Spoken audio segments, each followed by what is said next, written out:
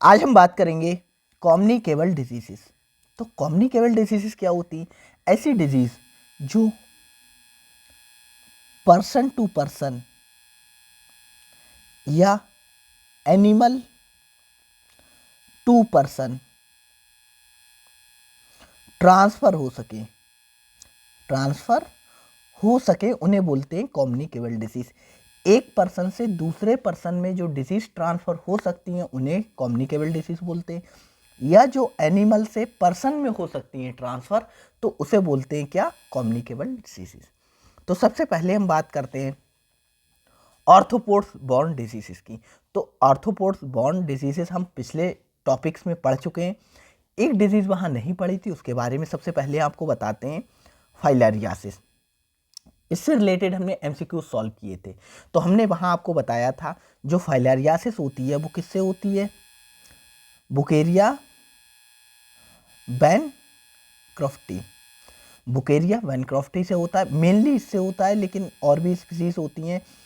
जैसे कि आपको बता दें और स्पीसीज क्या क्या होती हैं, बुकेरिया मलेई और एक होता है बुर्गिया।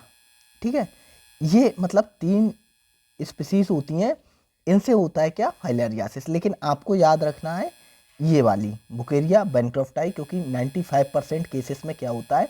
बुकेरिया बैनक्रॉफ्टाई ही होता है जिससे क्या होता है? फाइलेरियासिस होता है। ये ट्रांसफ़र होती है मॉस्किटो से क्यूलेक्स मॉस्किटो से ट्रांसफ़र होती है, क्यूलेक्स मॉस्किटो से ट्रांसफ़र होती, मतलब इन्फेक्टेड साइट से दूसरे पर्सन में क्या होती? ये ट्रांसफ़र होती। तो हमने 2 चीज़ें, और ये किस चीज़ को अफेक्ट करती है? जो लोअर लिम्ब होते हैं, पैर होते हैं, लोअर लिम्ब होते हैं पैर, उनमें जो लिम्फ वेसल्स होती हैं, लिम्फ वेसल्स होती हैं, वो क्या हो जाती हैं? स्वेल कर जाती, मोटी हो जाती हैं, स्वेल कर जाती, मोटी हो जाती, जिससे जो पैर होता है वो बहुत भारी हो जाता है, और इसीलिए इसे बोलते हैं क्या? एलिफेंट फूट।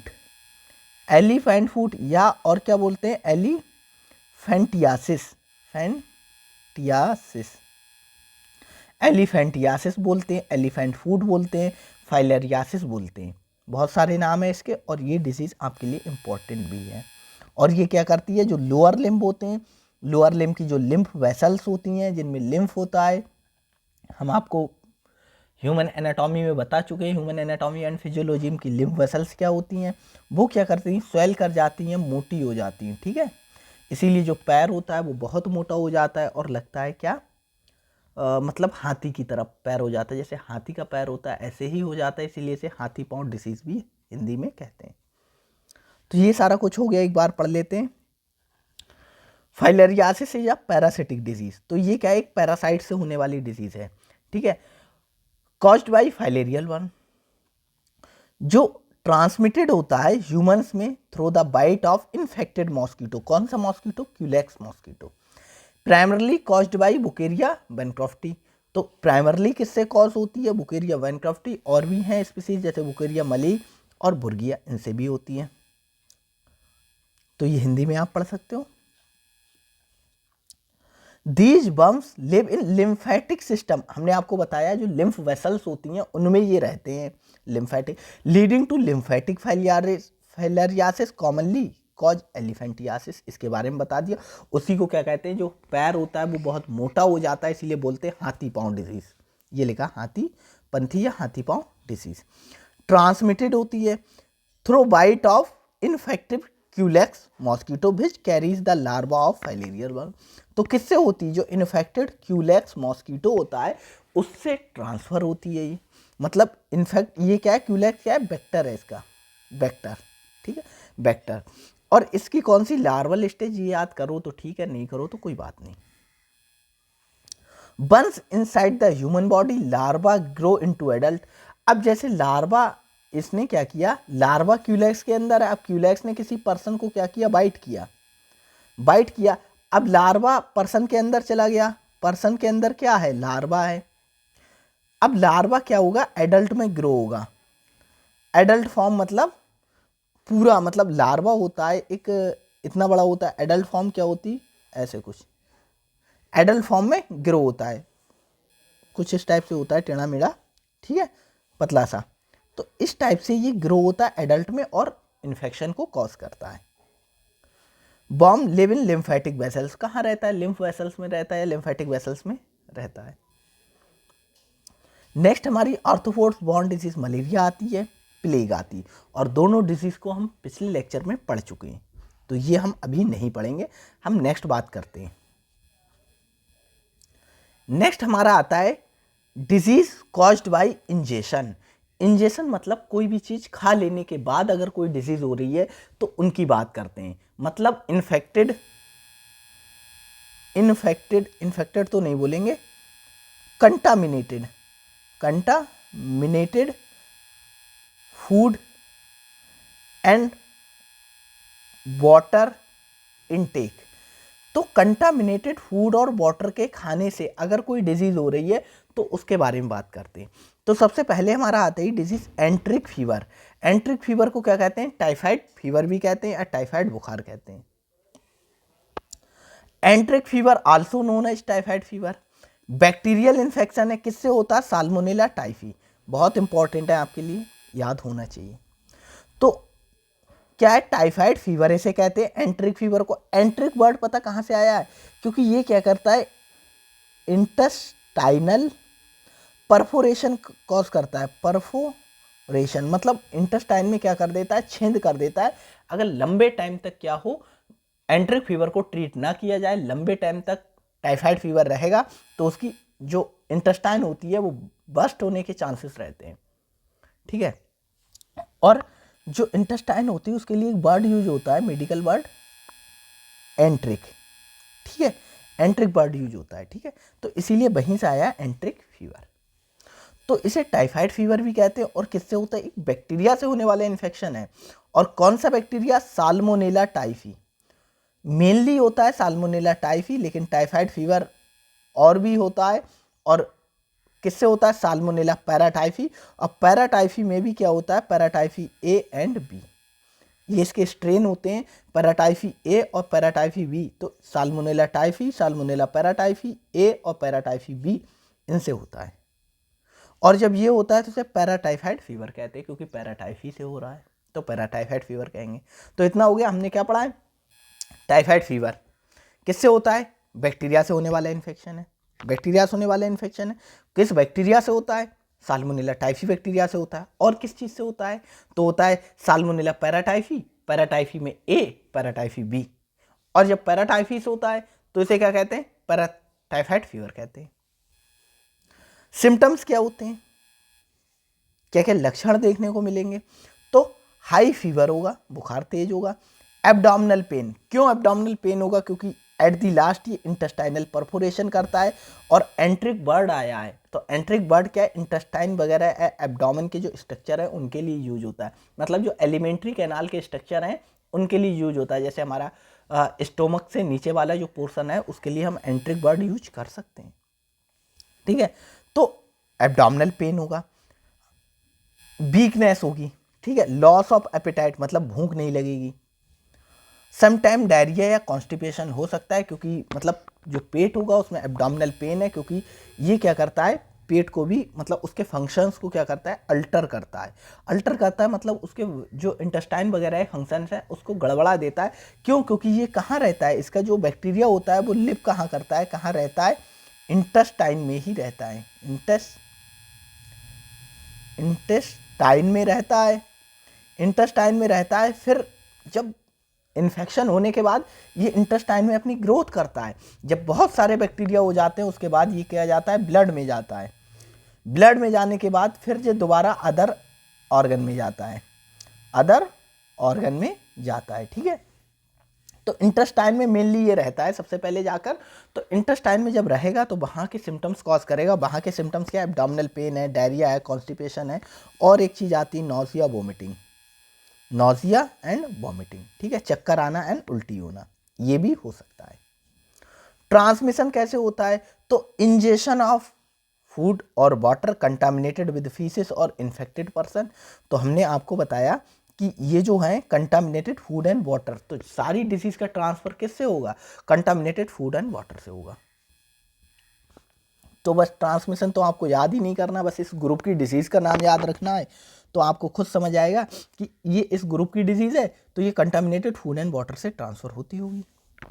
प्रिवेंट कैसे कर सकते हैं?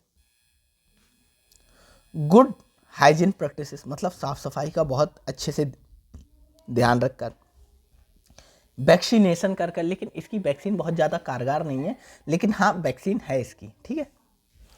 Ensuring access of clean water and sanitation, मतलब स्वच्छ पानी को या साफ पानी को यूज किया जाए, और प्रॉपर सैनिटेशन, जो वही टॉयलेट वगैरह होता है उसका सैनिटेशन वगैरह प्रॉपर किया जाए, जिससे क्या हो, वाटर इन्फेक्टेड ना हो पाए। अगर वाटर इन्फेक्टेड नहीं होगा तो क्या नहीं होगा, कंटामिनेटेड वाटर से ये फैल नहीं पाएंगी। वाटर इन्फेक्टेड नहीं होगा तो फूड भी इन्फेक्टेड नहीं होगा, और वाटर और फूड इन्फेक्टेड नहीं होगा तो क्या होगा, ये डिजीज फैल नहीं पाएगी। नेक्स्ट आती है हमारी डिसेंट्री। डिसेंट्री को क्या कहते हैं, हिंदी में कहते हैं पेचिस। तो dysentery is a infection of intestine leading to inflammation and diarrhoea. तो इसमें दो चीज़ें होती हैं, एक तो जो क्या होती है, जो हमारी इंटेस्टाइन होती है वहाँ इन्फ्लेमेशन हो जाता है, मतलब स्वेलिंग हो जाती है, स्वेलिंग हो जाती है, ठीक है, स्वेलिंग हो जाती, और क्या होता है, डायरिया होता है। एक तो स्वेलिंग हो जाती, दूसरा क्या होता है, डायरिया होती है। ऑफ्टन विद ब्लड और म्यूकस इन द स्टूल, और स्टूल में क्या होता है, जो हमारा मल होता है उसमें या तो ब्लड आएगा या म्यूकस आएगा। म्यूकस मतलब चिपचिपा पदार्थ आएगा, और हम ये बोलें या तो ब्लड आएगा, ठीक है, ब्लड आएगा। It is primarily caused by bacterial और अमीबिक इन्फेक्शन, और ये किससे होती, या तो बैक्टीरिया से हो सकती या अमीबा से हो सकती। अमीबा एक क्या है, एक प्रोटोजोआ है, तो हम ये बोल सकते हैं ये प्रोटोजोआ से भी हो सकती है, ये बैक्टीरिया से भी हो सकती है। प्रोटोजोआ और बैक्टीरिया किसी से भी हो सकती है। तो इसमें हमने क्या पढ़ा है, इन्फ्लेमेशन हो सकता है और डायरिया हो सकती है, किसमें, इंटेस्टाइन में। ब्लड या म्यूकस स्टूल में पास होगा या मल में पास होगा, ठीक है। बैक्टीरिया से हो सकती है या अमीबा से हो सकती है। हिंदी में आप पढ़ सकते हो, ठीक है। तो सबसे पहले बैक्टीरियल डिसेंट्री की बात करते हैं, तो इसे क्या कहते हैं, साइगेलोसिस कहते हैं, साइगेलोसिस कहते हैं इसे, ठीक है। कॉज्ड बाई साइगेला बैक्टीरिया, ये किससे होती है, साइगेला एक बैक्टीरिया होता है उससे होती है, और ट्रांसमिटेड होती है वही कंटामिनेटेड फूड या वाटर से, या direct contact with infected person. हमने ये भी पढ़ा है कि कम्युनिकेबल डिसीज होती हैं, वो पर्सन टू पर्सन फैल सकती है, या एनिमल टू पर्सन फैल सकती है, या किसी बैक्टीरिया और वायरस है बैक्टीरिया, इनके थ्रू फैल सकती हैं। तो ये हमने पढ़ लिया किससे होती है, साइगेला नाम के बैक्टीरिया से होते हैं, साइगोलियोसिस कहते हैं इसे, और ये कंटामिनेटेड फूड एंड वाटर से फैलती है, और इन्फेक्टेड पर्सन से भी फैल सकती है। अमीबिक डिसेंट्री किससे होती, पैरासाइट से, एंटमीबा हिस्टोलीट का, ठीक है, एंटमीबा हिस्टोलीट का पैरासाइट है उससे फैलती है। पैरासाइट्स प्रोटोजोअन का एक ग्रुप होता है उसमें आते हैं, ठीक है। इतना आपको टेंशन लेने की ज़रूरत नहीं है कि आपको याद ही करना है ये पैरासाइट से होती है बैक्टीरिया, अगर ये ना भी याद करोगे तो चलेगा, ठीक है। एंटमीबा हिस्टोलीटका से होती है, और ये भी कंटामिनेटेड फूड एंड वाटर के थ्रू स्प्रेड होती है, एक जगह से दूसरी जगह फैलती है।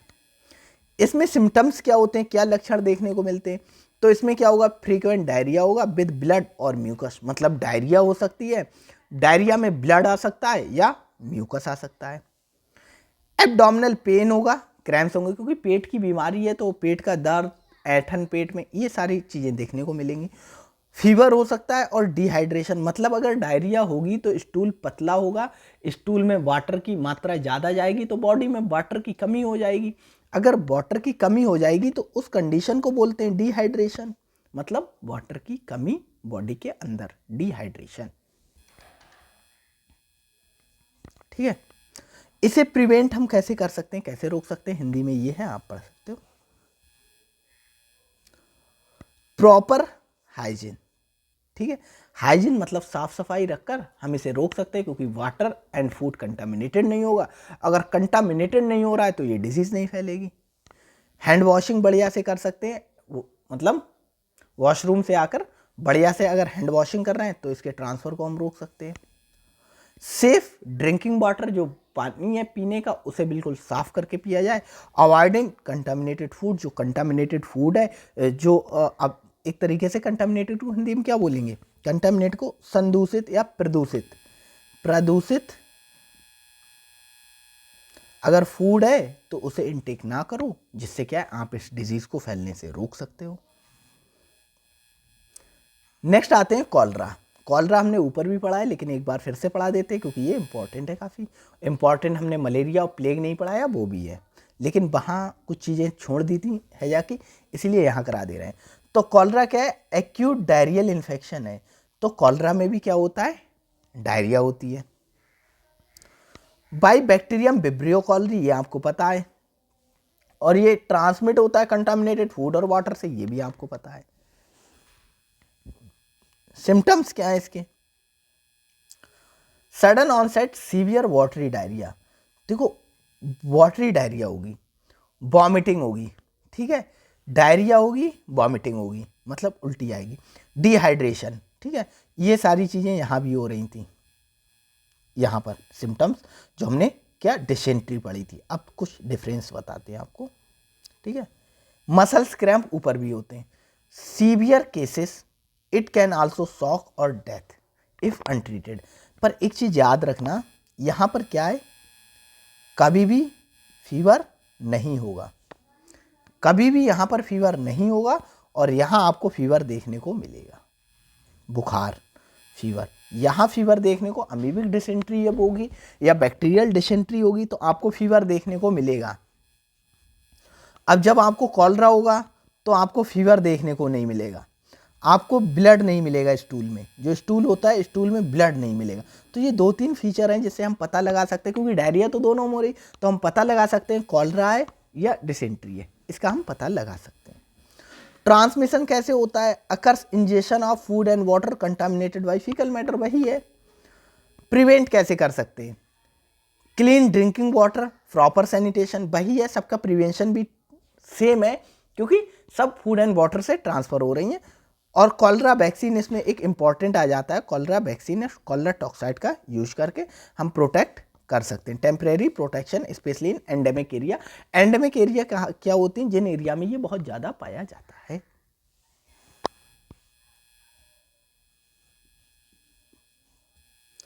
नेक्स्ट है हमारा फूड पॉइजनिंग, विषाक्त भोजन। Food poisoning is an illness caused by consuming contaminated food और beverages, typically due to the harm bacteria, virus, parasite या टॉक्सिन्स। तो जो फूड पॉइजनिंग है वो किस किस से हो सकती है? वो हो सकती है किसी भी बैक्टीरिया के थ्रू, किसी वायरस के थ्रू, कोई पैरासाइट के थ्रू और टॉक्सिन्स के थ्रू। ये 4 चीज़ों के थ्रू क्या है? फूड पॉइजनिंग हो सकती है। तो इसके कॉमन कॉज की बात करते हैं, तो सबसे पहले बैक्टीरिया। तो कौन कौन से बैक्टीरिया हैं जो क्या फूड पॉइजनिंग कॉज कर सकते हैं? तो आपको कुछ बैक्टीरिया के नाम पता होना चाहिए। जैसे आपको कुछ नहीं पता हो तो आपको एक साल्मोनेला पता होना चाहिए और इकोलाई पता होना चाहिए, ठीक है। कैम्पाइलोबैक्टर भी करता है और लिस्टेरिया। तो ये 4 बैक्टीरिया हैं जो क्या कॉज करते हैं? ये 4 बैक्टीरिया कॉज करते हैं क्या? Food poisoning. तो साल्मोनेला एशरिकिया आपको पता होना चाहिए, बाकी नहीं हो कोई दिक्कत नहीं। वायरसेस, तो नोरो वायरस है, हेपेटाइटिस ए वायरस है, ये कॉज करता है फूड पॉइजनिंग। पैरासाइट्स जैसे कि जियार्डिया, टॉक्सोप्लाज्मा, ये फूड पॉइजनिंग कॉज करते हैं। और कुछ टॉक्सिन्स होते हैं जो प्रोड्यूस्ड होते हैं कुछ बैक्टीरिया के द्वारा, जैसे कि staphylococcus aureus, Clostridium botulinum. Clostridium botulinum, staphylococcus aureus, ये दोनों आपके लिए बहुत इंपॉर्टेंट है, ठीक है। ये क्या कॉज करते हैं? ये भी फूड पॉइजनिंग को कॉज करते हैं। मेनली हम जो फूड पॉइजनिंग पढ़ते हैं वो इन्हीं की पढ़ते हैं। एक पढ़ते हैं स्टेफ ऑरियस के थ्रू जो होती है, और एक पढ़ते हैं क्लॉस्ट्रीडियम बोटुलिनम के थ्रू होती है जो फूड पॉइजनिंग। फूड पॉइजनिंग जब होती है मतलब पेट खराब होना, एक तरीके से आपने कुछ खाया और पेट गड़बड़ा गया, रात में आपने शादी में दावत खाई और पेट गड़बड़ा गया, ठीक है। तो मतलब वो क्या हो सकता है? इन्फेक्टेड फूड एंड वाटर के थ्रू हो सकता है कि उसमें कोई भी ये एजेंट होगा फूड में, और आपने शादी में दबा कर खा लिया हो, और फिर बैक्टीरिया है, वायरस है या पैरासाइट है, वो तो अपना इफेक्ट दिखाएगा, या ये टॉक्सिन्स वगैरह हैं, और आपका पेट गड़बड़ हो गया। तो सिम्टम्स क्या देखने को मिलेंगे? नॉजिया, वॉमिटिंग, मतलब चक्कर आएगा, उल्टी होगी, डायरिया होगी, डायरिया ब्लड और म्यूकस के साथ हो सकती है। ये बहुत कॉमन होता है। स्टोमक क्रैम्प, मतलब पेट में ऐंठन होगी, जकड़न होगी एक तरीके से। फीवर, डिहाइड्रेशन हो सकता है। ये सारे सिम्टम्स देखने को मिल सकते हैं। प्रिवेंट कैसे कर सकते हैं? Proper food handling and cooking, बहुत अच्छे से फूड को हैंडलिंग की जाए फूड को, और बहुत अच्छे से उसे बनाया जाए। Cooked meats to safe temperature, अगर जो मीट बन रहा है तो उसे एक पर्टिकुलर टेम्परेचर पर पकाया जाए, जिससे क्या उसमें कोई भी अगर ये कंटामिनेशन वाली चीज़ है तो वो डिस्ट्रॉय हो जाए। अवॉइडिंग रॉ और अनकुक्ड फूड, मतलब जो कच्चे फूड हैं, ठीक है, या कम बने हुए फूड हैं, उनको क्या करा जाए, अवॉइड किया जाए। स्पेशली सी फूड, समुद्र से मिलने वाला फूड है, मीट है और एग है, इन चीज़ों को। प्रैक्टिसिंग गुड हाइजीनिंग, मतलब साफ सफाई बहुत अच्छे से रखा जाए, हैंड वॉशिंग बढ़िया से की जाए, क्लीनिंग सरफेस खाना बनाने से पहले, ये सारे काम किए जाए तो हम जो फूड पॉइजनिंग है उसे रोक सकते हैं।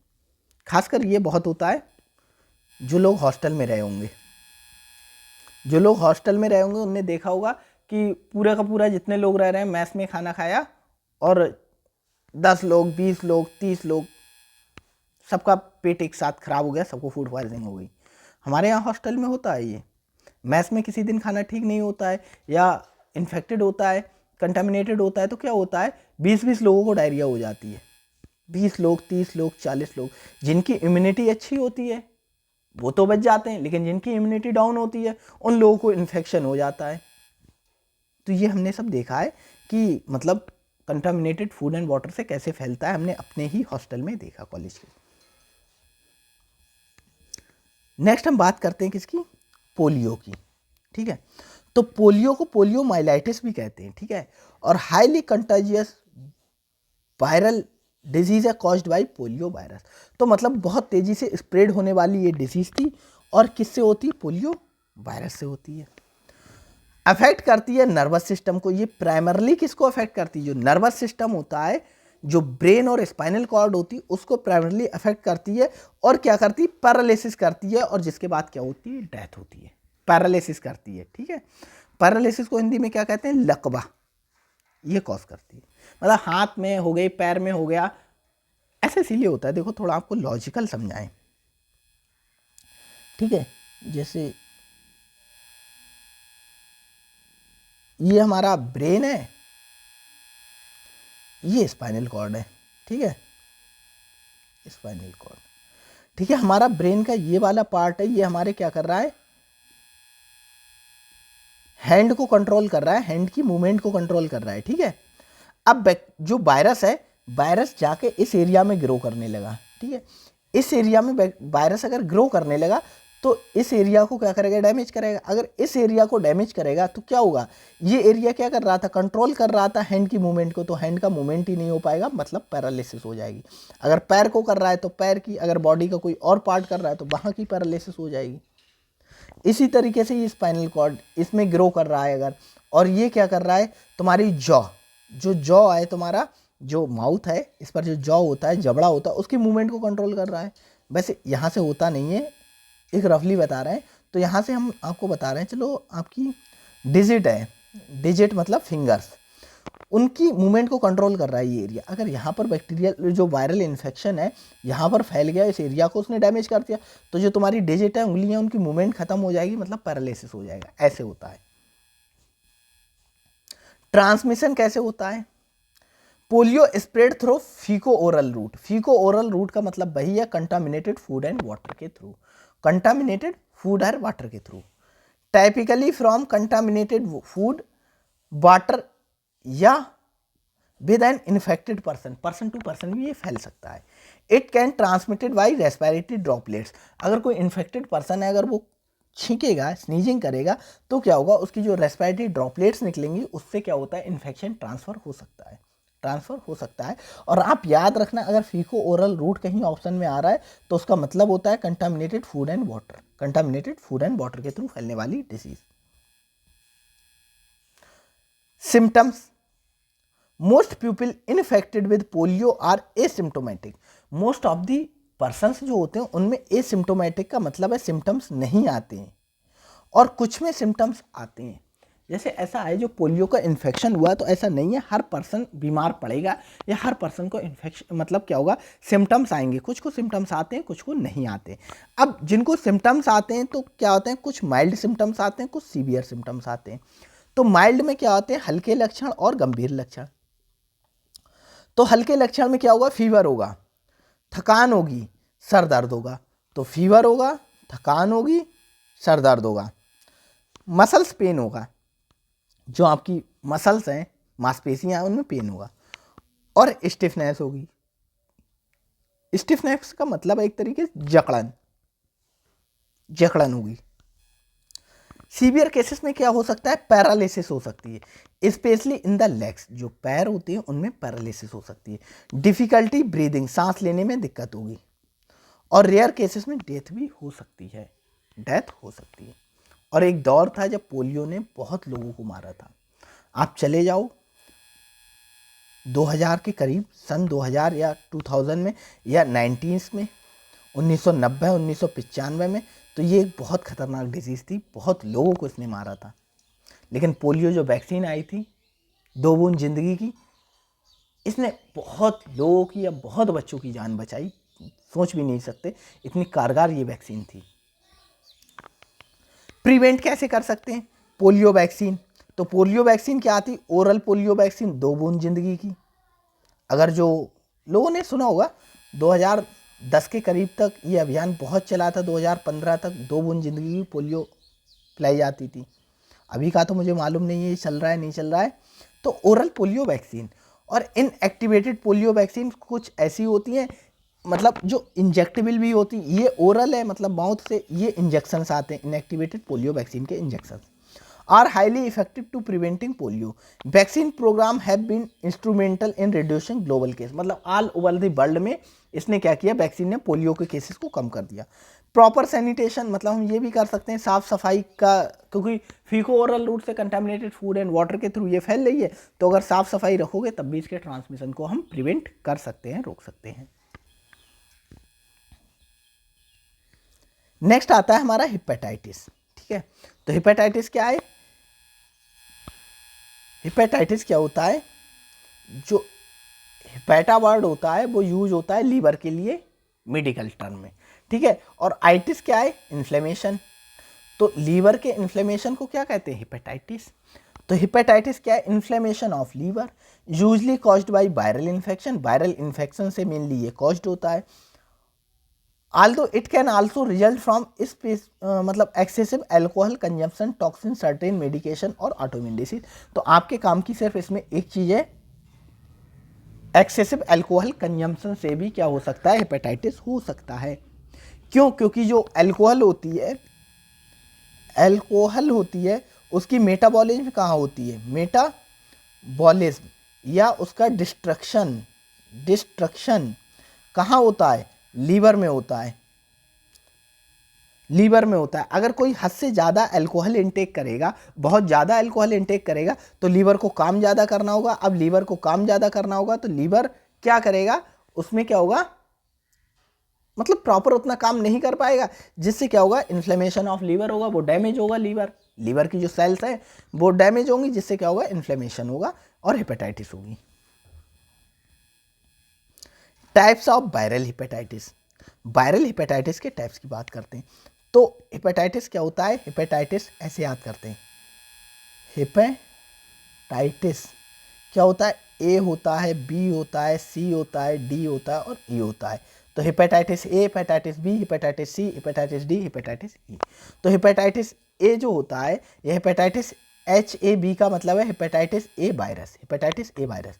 तो ये ट्रांसमिटेड होता है फीको ओरल रूट, वही contaminated and food and water, often through contaminated food and water, ठीक है। हेपेटाइटिस बी होता है, ये ट्रांसमिटेड होता है ब्लड के थ्रू, सीमन के थ्रू। सीमन क्या होता है, बीरे होता है, ठीक है, हिंदी में बीरे बोलते हैं। अदर बॉडी फ्लूइड, तो एक तरीके से हम बोल सकते हैं हेपेटाइटिस बी वायरस होता है वो बॉडी फ्लूइड्स के थ्रू ट्रांसमिशन होता है, और यही होता है मोस्ट डेंजरस होता है, मोस्ट डेंजरस होता है, मोस्ट डेंजरस होता है ये, और मोस्ट कॉमन होता है, मोस्ट कॉमन होता है। सबसे कॉमन क्या होता है, हेपेटाइटिस बी होता है, और मोस्ट डेंजरस होता है, यही सबसे ज़्यादा खतरनाक होता है। तो ये किससे फैलता है, एक तरीके से मतलब किसी फ्लूइड से फैल रहा है, ठीक है, क्योंकि ब्लड भी हमारा फ्लूइड है, सीमन भी फ्लूइड है, अदर बॉडी फ्लूइड जैसे कि निडल को शेयर करने से, सेक्सुअल कॉन्टैक्ट में सीमन एक्सचेंज होगा, तब सीमन मतलब होगा, तो वहाँ हो सकता है from mother to child during childbirth, तो चाइल्ड बर्थ के टाइम भी फ्लूइड का एक्सचेंज हो सकता है। क्यों? क्योंकि क्या होता है, जो बर्थ कैनाल होती है, बर्थ कैनाल तो नहीं बोलेंगे हम, जो प्लेसेंटा होता है वो फीटस से कनेक्ट होता है प्लेसेंटा, और प्लेसेंटा मदर की बॉडी का मतलब एक तरीके से मदर की बॉडी का ऑर्गन, तो प्लेसेंटा को हम नहीं बोल सकते, मदर की बॉडी का होता है पार्ट, ठीक है, प्लेसेंटा मदर की बॉडी का पार्ट होता है, और फीटस उससे जुड़ा होता है एक कैनाल के थ्रू, ठीक है, ये फीटस है और ये प्लेसेंटा है, और प्लेसेंटा मदर की बॉडी का है, ये फीटस, तो मतलब जब इसे कट करते हैं तो चांसेस रहते हैं कि जो इन्फेक्शन है वो एक जगह से दूसरी जगह पहुंच जाए, क्यों? क्योंकि यहाँ सब में ब्लड होता है, ठीक है, तो ये फैल सकता है, और यही इंपॉर्टेंट है, आप कोई सा भी याद ना रहे तो ये याद रहना चाहिए, हेपेटाइटिस बी वायरस कैसे फैलता है। हेपेटाइटिस सी वायरस होता है, तो ये फैलता है primary blood to blood contact, blood से ब्लड के कांटेक्ट के थ्रू फैलता है, और ये फैल सकता है शेयरिंग निडल मतलब एक पर्सन को इंजेक्शन लगाया, वहीं से दूसरे को लगा दिया, तब फैल सकता है, और मेनली किसके, जो ड्रग एब्यूज़र होते हैं, ठीक है, उनमें ज़्यादा होता है, क्योंकि वो एक ही निडल का यूज करके 4-5 लोग क्या करते हैं, ड्रग्स को इंजेक्ट करते हैं बॉडी में। ट्रांसफ्यूज़न ब्लड बिफोर स्क्रीनिंग, इसीलिए क्या होता है, अगर ब्लड ट्रांसफ्यूज़न के थ्रू ये फैल सकता है, इसीलिए ब्लड को एक पर्सन से दूसरे पर्सन में चढ़ाने से पहले क्या किया जाता है, या इन्फ्यूज़ करने से पहले, ट्रांसफ्यूज़ करने से पहले क्या किया जाता है, हेपेटाइटिस का भी क्या टेस्ट किया जाता है कि हेपेटाइटिस पॉजिटिव तो नहीं है। हेपेटाइटिस डी वायरस होता है, ये ट्रांसमिशन होता है occurs in individual already infected with hepatitis B, तो ये उन्हीं पर्सन में होता है जो पर्सन इन्फेक्टेड होते हैं हेपेटाइटिस बी वायरस से, और इसका ट्रांसमिशन होता है ई का फीको-ओरल रूट से through contaminated food and water. तो आपके लिए सबसे इंपॉर्टेंट क्या है, आपके लिए सबसे इंपॉर्टेंट है हेपेटाइटिस बी वायरस, अगर आपको ये पता रह रहा है, बाकी आपको नाम पता रह सकते, क्योंकि एक ऑब्जेक्टिव बन सकता है कि हेपेटाइटिस कितने टाइप के हेपेटाइटिस होते हैं, उसने ऑप्शन दे दिया A B C D, 4 option दे दिए, ठीक है, या पहले ऑप्शन में दे दिया ए बी, दूसरे में दे दिया सी डी, तीसरे में ए ई दे दिया, चौथे में दे दिया ऑल ऑफ दिस, तो आप ऑल ऑफ दिस लगा सकते हो, ठीक है, तो ये ऑब्जेक्टिव बन सकता है, ठीक है। फिर हम बात करते हैं जनरल सिम्टम्स, क्या देखने को मिलेगा, तो इन्फ्लेमेशन ऑफ लीवर है, लीवर का काम होता है बाइल का प्रोडक्शन करना, और बाइल क्या होता है, पीला होता है, बाइल क्या होता है, पीला होता है, तो जॉन्डिस देखने को मिलेगी, अगर लीवर का फंक्शन ठीक से नहीं होगा तो येलो हो जाएगी स्किन और आई, फैटीग होगी, थकान होगी, एब्डोमिनल पेन होगा, क्यों? क्योंकि जो बाइल होता है वो क्या करता है, बाइल गड़बड़ा जाएगी, बाइल की मेटाबॉलिज्म, बाइल का सारा कुछ गड़बड़ा जाएगा, तो बाइल क्या करता है, फैट के डाइजेशन में हेल्प करता है, ठीक है, तो एब्डोमिनल पेन देखने को मिलेगा। अपर राइट साइड में देखने को इसीलिए मिलेगा क्योंकि अपर राइट साइड में ही क्या होता है, एब्डोमेन लीवर पाया जाता है, लीवर पाया जाता है, इसीलिए एब्डोमिनल पेन इस वजह से भी देखने को मिलेगा, और फैट की मेटाबॉलिज्म थोड़ी गड़बड़ होगी उस वजह से भी हो सकता है।